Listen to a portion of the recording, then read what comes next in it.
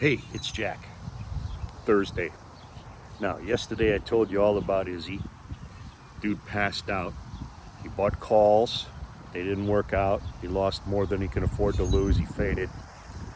Landed flat on his face. And I told you that rattled me. But you know what? It should have stopped me from ever buying call options. But it didn't. Okay? So, not too long after Izzy fainted, me and another idiot at the brokerage firm went halves buying some call options on a stock that he researched and studied and we thought was a good bet, expecting it to double. Now, this was in November, and if this trade worked out, I would have been able to go home.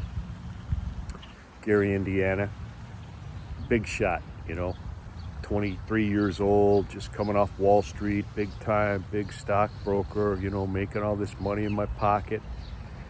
That's not how it worked out. So this stock didn't go up, and every day I watched as this option went lower and lower and lower and lower until it cost more to sell it than it was worth, because the commission minimum was like $250 back then in the 80s. Now, it didn't just end there. I lost more than I could afford to lose. Ended up having to take the bus home.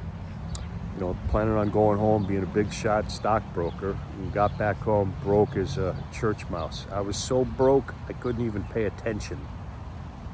Yeah. Humiliating. Lost more than I could afford to lose. Had to pawn off a bunch of my possessions, my only possession, to even have enough to eat on. Now, don't let the desire for gain and greed ever sway you.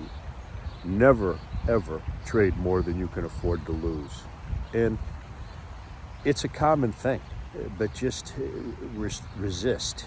Use a little self-discipline. It's hard for me to learn self-discipline because I only learn things the hard way.